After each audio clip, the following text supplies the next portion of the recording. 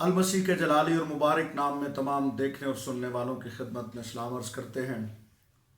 پچھلے سبق میں ہم نے مسیح کی 1000 سالہ بادشاہت کے بارے میں سیکھا، اور آج ہمارا موضوع ہوگا عدالت یا عدالتیں، ججمنٹ اور ججمنٹس۔ ہم غور کریں گے کہ بائبل مقدس میں عدالت کا تصور کیا ہے۔ کتاب مقدس میں سے 2 متن آپ کے سامنے تلاوت کیا چاہتا ہوں۔ عبرانیوں کے نام مقدس پولس رسول کا خط، اس کا نامہ باب اور اس کی 27ویں آیت میں یوں مرقوم ہے: اور جس طرح آدمیوں کے لیے ایک بار مرنا اور اس کے بعد عدالت کا ہونا مقرر ہے، اور اسی طرح پیدائش کی کتاب اس کے 18ویں باب کی 25ویں آیت میں یوں مرقوم ہے: ایسا کرنا تجھ سے بعید ہے کہ نیک کو بد کے ساتھ مار ڈالے اور نیک بد کے برابر ہو جائیں۔ یہ تجھ سے بعید ہے۔ کیا تمام دنیا کا انصاف کرنے والا انصاف نہ کرے گا؟ یہ دونوں متن آدمیوں کی عدالت کے بارے میں بیان کرتے ہیں، اور آج ہم جب عدالت کے موضوع پر گفتگو کر رہے ہیں تو چند بنیادی حقائق آپ کے گوش گزار کیا چاہتا ہوں۔ عدالت کے بارے میں چند بنیادی بائبلی حقائق آپ کے سپرد کرتا ہوں۔ سب سے پہلی بات، کتاب مقدس میں جو اصطلاحات استعمال کی گئی ہیں، خدا کا تخت عدالت اور مسیح کا تخت عدالت، یہ دونوں اصطلاحات ہم مانی اور مترادف ہیں۔ اس سے مراد کوئی 2 تخت عدالت نہیں ہے، بلکہ یہ دونوں اصطلاحات ہم مانی اور مترادف ہیں۔ دوسری بات، عدالت، بائبلی عدالت کا بنیادی اصول خدا کا عدل ہے۔ جب ہم بائبلی عدالت کی بات کریں گے، بائبلی ججمنٹ کی بات کریں گے، تو اس کا بنیادی اصول خدا کا عدل ہے۔ حوالہ پڑھنا چاہتا ہوں، زبور 89 اور اس کی 14ویں آیت، یوں لکھا ہے: صداقت اور عدل تیرے تخت کی بنیاد ہیں۔ اور پھر رومیوں کے نام مقدس پولس رسول کا خط، اس کے 3 باب کی 30ویں آیت: کیا ان کی بے وفائی خدا کی وفاداری کو باطل کر سکتی ہے؟ ہرگز نہیں، بلکہ خدا سچا ٹھہرے اور ہر ایک آدمی جھوٹا۔ ہم ان حوالہ جات سے یہ نتیجہ اخذ کرتے ہیں کہ بائبلی عدالت کا بنیادی اصول خدا کا عدل ہے۔ تیسری بات، جو بنیادی حقائق میں آپ کے سامنے بیان کر رہا ہوں، بائبلی عدالت صرف سزا کا مقام نہیں ہے۔ عام سطحی طور پر جب لوگ سوچتے ہیں تو عدالت کے معنی یوں لیے جاتے ہیں کہ شاید عدالت کے معنی سزا کا مقام ہے، سزا دینے کا مقام۔ لیکن بائبلی عدالت سزا اور جزا دونوں کا مقام ہے۔ بائبلی عدالت میں عدالت کے دن سزا اور جزا دونوں دی جائیں گی۔ چوتھی بات، بائبلی عدالت کا دن سزا اور جزا کے فیصلے کا وقت نہیں ہے۔ سنیے میں کیا کہہ رہا ہوں۔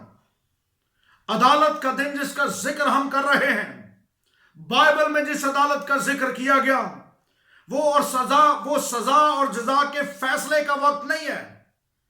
فیصلہ پہلے سے کیا جا چکا ہے، فیصلہ پہلے سے لکھا جا چکا ہوگا ان کتابوں میں جو لکھی گئیں۔ عدالت کے دن صرف فیصلے کا اعلان کیا جائے گا۔ مکاشفہ کی کتاب میں ان کتابوں کا ذکر پایا جاتا ہے جن کے بعد کتاب حیات کھولی گئی۔ ان ساری کتابوں میں فیصلے سے پہلے لکھا جا چکا ہے، لیکن عدالت کے دن صرف فیصلے کا اعلان کیا جائے گا۔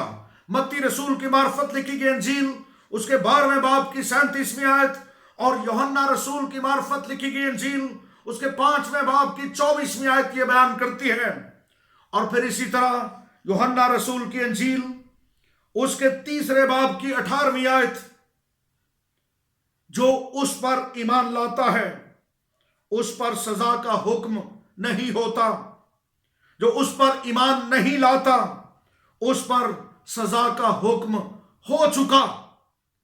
اس کا مطلب ہے کہ عدالت کا دن فیصلہ کرنے کا وقت نہیں ہوگا، بلکہ فیصلہ سنانے کا دن ہوگا۔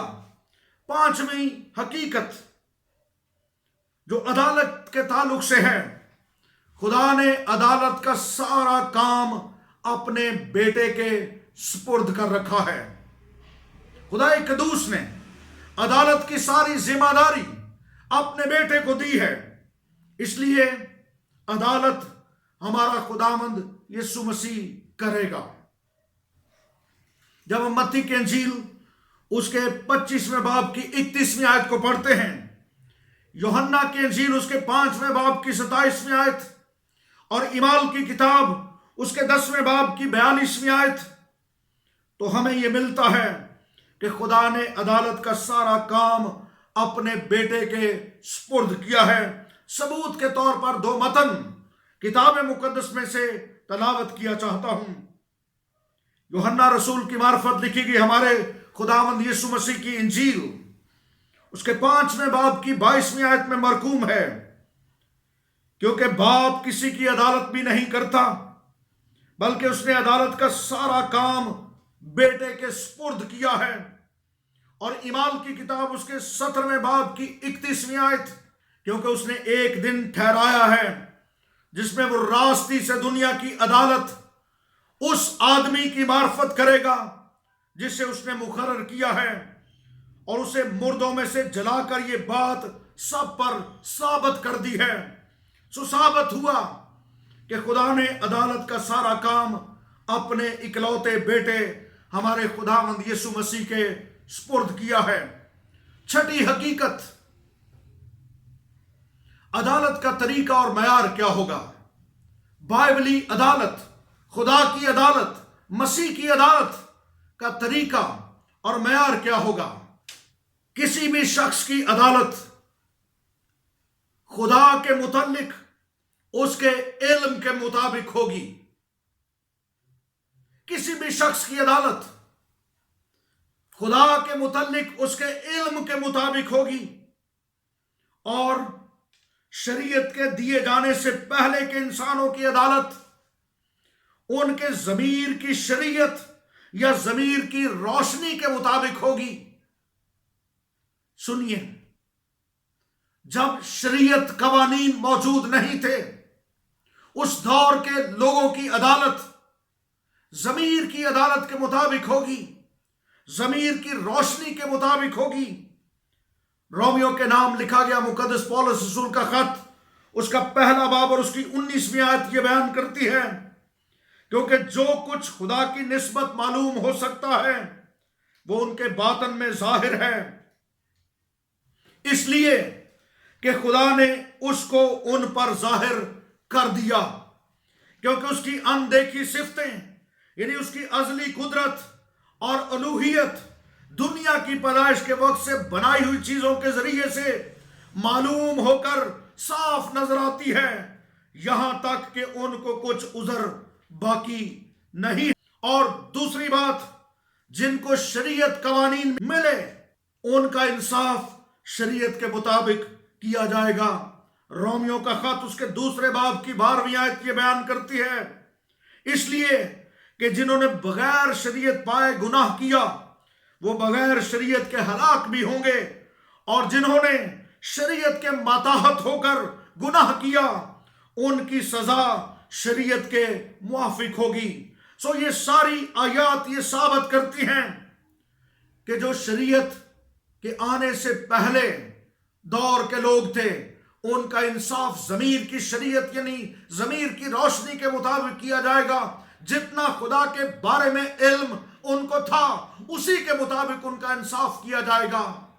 اور جب موسیٰ کی معرفت बनी नौ इंसान को और बिलखसूस कौम बनी इसराइल को शरीयत दे दी गई, तो फिर उनका इंसाफ शरीयत के मुताबिक किया जाएगा। मसीह के पैरोकारों का इंसाफ कैसे होगा? फॉलोअर्स ऑफ द क्राइस्ट, इस पर भी हम बात करना चाहते हैं।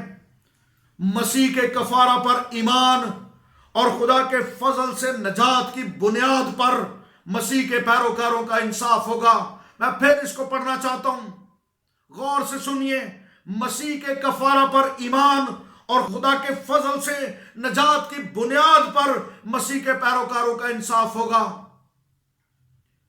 रोमियो के नाम लिखा गया मुकद्दस पौलुस रसूल का खत, उसके 3 बाब की 21वीं आयत ये बयान करती है, मगर अब शरीयत के बगैर खुदा की एक रास्तबाजी जाहिर हुई है, जिसकी गवाही शरीयत और नबियों से होती है, यानी खुदा की वो रास्तबाजी जो यीशु मसीह पर ईमान लाने से सब ईमान लाने वालों को हासिल होती है।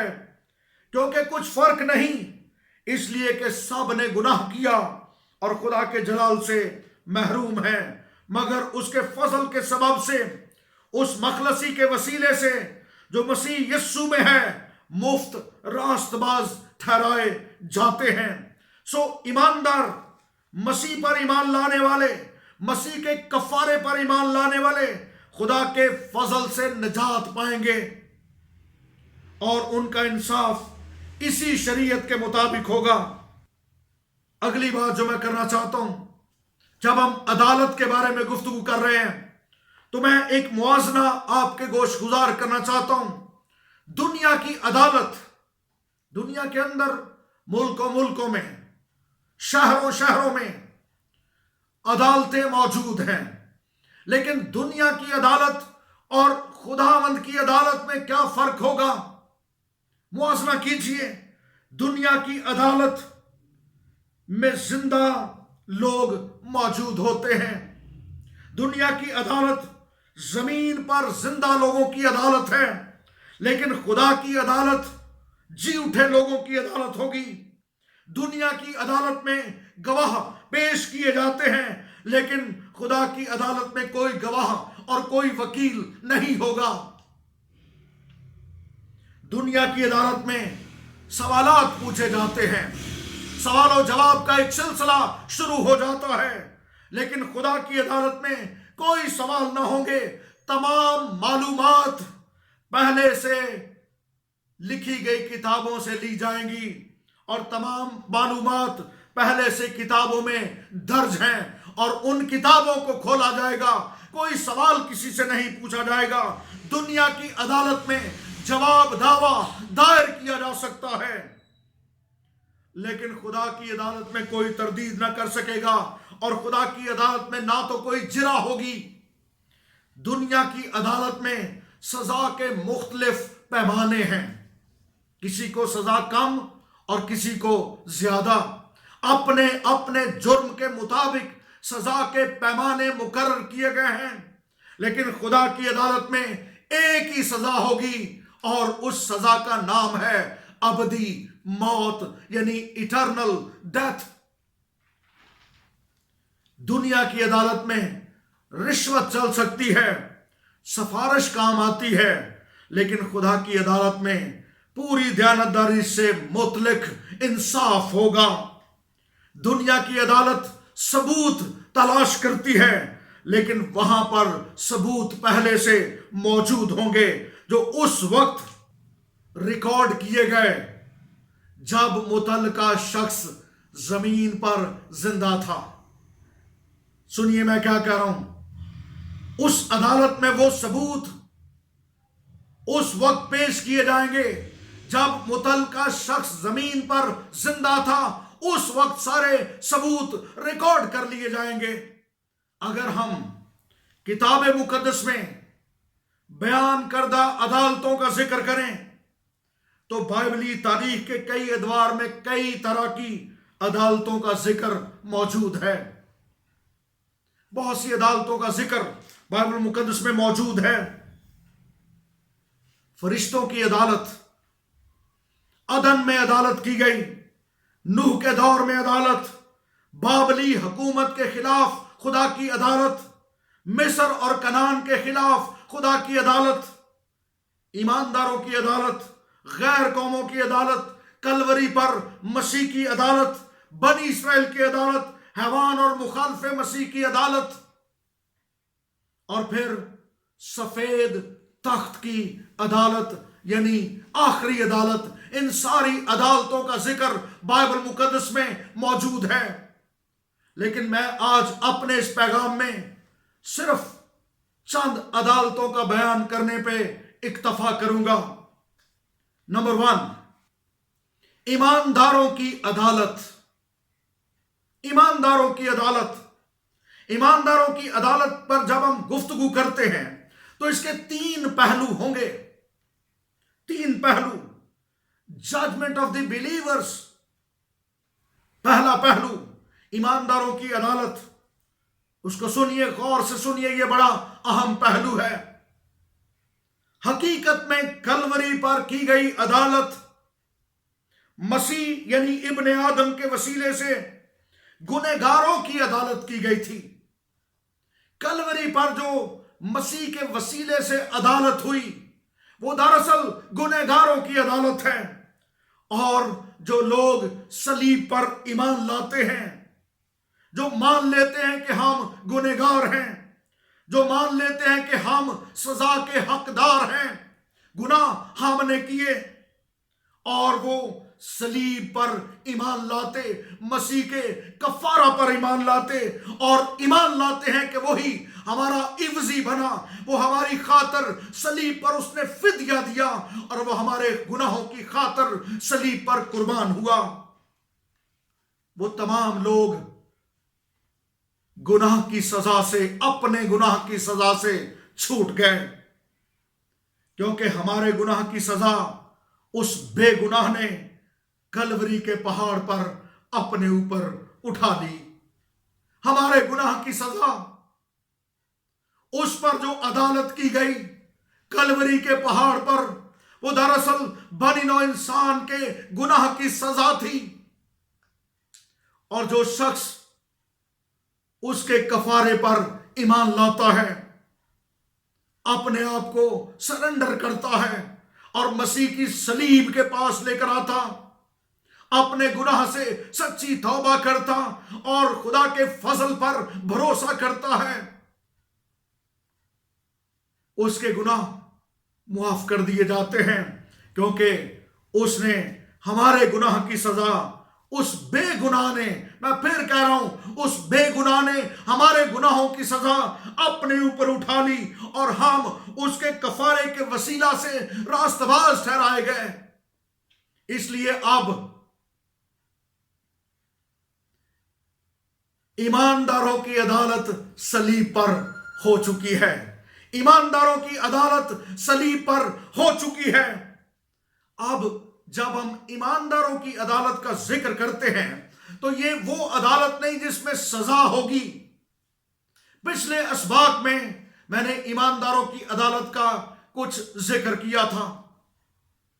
ईमानदारों की अदालत जब हमारा खुदावंद यीशु मसीह आएगा और वो अपनी दुल्हन को, अपनी कलीसिया को अपने साथ लेकर जाएगा, तो वहां पर ईमानदारों की अदालत होगी। और ये अदालत सजा के लिए नहीं बल्कि जजा और अजर के लिए होगी। उसके फरमाने मुबारक पर गौर कीजिए। अल मसीह का फरमाने मुबारक मैं आपके सामने पढ़ना चाहता हूं। उसने फरमाया, जो उस पर यानी खुदा के बेटे पर ईमान लाता है उस पर सजा का हुक्म नहीं होता, वो सजा के हुक्म से बरी हो गया। उसकी अदालत तो कलवरी के पहाड़ पर कर दी गई। और फिर उसका फरमाने मुबारक, जो मेरा कलाम सुनता और मेरे भेजने वाले का यकीन करता है, हमेशा की जिंदगी उसकी है, और उस पर सजा का हुक्म नहीं होता, बल्कि वो मौत से निकलकर जिंदगी में दाखिल हो गया। सो ईमानदार की अदालत का पहला पहलू, उसकी अदालत सजा के लिए नहीं बल्कि जजा के लिए होगी। और ایماندار کی عدالت کا دوسرا پہلو جو انتہائی اہم ہے، ہر ایماندار کو ہر روز اپنی عدالت کرنی ہے۔ جی ہاں، مقدس پولس رسول نے جب کلیسیاؤں کو خط لکھا تو کرنتھس کی کلیسیا کو خط لکھتے ہوئے پہلا خط اس کے 11ویں باب کی 31ویں آیت، جب وہ تعلیم دے رہا تھا مسیح کے بدن اور پاک خون کے بارے میں، عشاء ربانی کے بارے میں، ہولی کمیونین کے بارے میں، تو اس نے ایک بڑی خاص بات کر دی۔ اس نے کہا اگر ہم اپنے آپ کو جانچتے تو سزا نہ پاتے۔ ایک سچا ایماندار ہر روز اپنے آپ کو جانچتا ہے، اپنے آپ کو دیکھتا ہے اور اپنے آپ کو خدا کے کلام کے ترازو میں تولتا ہے۔ ایک سچا ایماندار ہر روز اپنے آپ کو خدا کے کلام کے ترازو میں تولتا ہے اور وہ غور کرتا ہے کہ کیا میں ہر روز مسیح کے ساتھ چلتا ہوں، کیا میں ہر روز اس کے کلام سے دھلتا ہوں۔ ایک سچے ایماندار کی یہ نشانی ہے کہ وہ ہر روز خدا کے کلام سے دھلتا ہے۔ زبور نویس مقدس داؤد کا یہ زبور ہے، زبور 139 اس کی 23ویں آیت کو پڑھیے۔ مقدس داؤد پکار اٹھا، اے خداوند تو مجھے جانچ اور میرے دل کو پہچان، مجھے آزما اور میرے خیالوں کو جان لے، اور دیکھ کہ مجھ میں کوئی بری روش تو نہیں، اور مجھ کو ابدی راہ میں لے چل۔ ایک سچا ایماندار ہر روز اپنی خود احتسابی کرتا ہے، وہ خود اپنا احتساب کرتا ہے اور وہ اپنی زندگی کو جانچتا ہے کہ کیا میری زندگی خداوند کے حضور خالص ہے کہ نہیں۔ ایماندار کی عدالت کا تیسرا پہلو مسیح کا تخت عدالت۔ کرنتھس کی کلیسیا کے نام لکھا گیا دوسرا خط، اس کے 5ویں باب کی 10ویں آیت یہ بیان کرتی ہے، کیونکہ ضرور ہے کہ مسیح کے تخت عدالت کے سامنے جا کر ہم سب کا حال ظاہر کیا جائے۔ اس کے بارے میں نے بڑی تفصیل سے پچھلے اسباق میں سکھایا کہ ہم اس کے تخت عدالت کے سامنے جب حاضر کیے جائیں گے تو وہاں پر ایمانداروں کو انعام ملیں گے، ریوارڈ ملیں گے، ایمانداروں کو تاج پہنائے جائیں گے، اور یہ جزا کا وقت ہوگا، اجر دینے کا وقت ہوگا۔ مسیح کے تخت عدالت کے سامنے میں نے لفظ بتایا تھا بیمہ، وہ چبوترا جس پر کھلاڑیوں کو انعام دیے جاتے ہیں، جیتنے والوں کو انعام دیے جاتے ہیں۔ جب ہم زندگی کی اس دوڑ کو جیت کر اپنے خداوند کے پاس جائیں گے تو وہ ہمیں انعامات سے نوازے گا۔ بائبل مقدس میں 5 قسم کے تاجوں کا ذکر کیا گیا ہے: خوشی کا تاج، راست بازی کا تاج، زندگی کا تاج، جلال کا تاج اور نام مرجانے والا صحرا۔ ایمانداروں کو اس تخت عدالت میں یہ اجر ملیں گے۔ دوسری عدالت جس کا میں ذکر کرنا چاہتا ہوں، میں نے کہا تھا کہ سب عدالتوں کا ذکر میں نہیں کروں گا، لیکن چند عدالتوں کا۔ دوسری عدالت غیر قوموں کی عدالت، غیر قوموں کی عدالت۔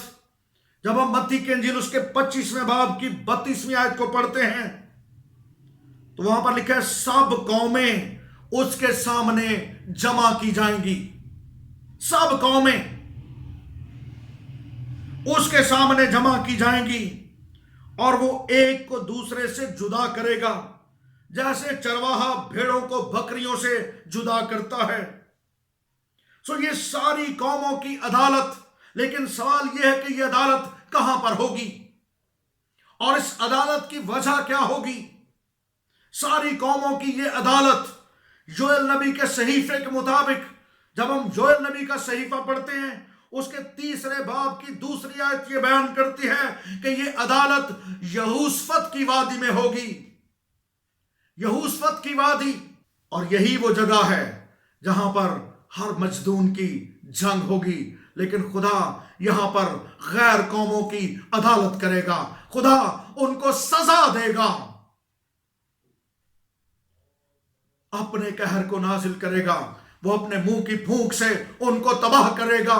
غیر قوموں کی یہاں پر عدالت کی جائے گی مسیح کی آمد ثانی کے وقت، اور غیر قوموں کو یہاں پر سزا دینے کی وجہ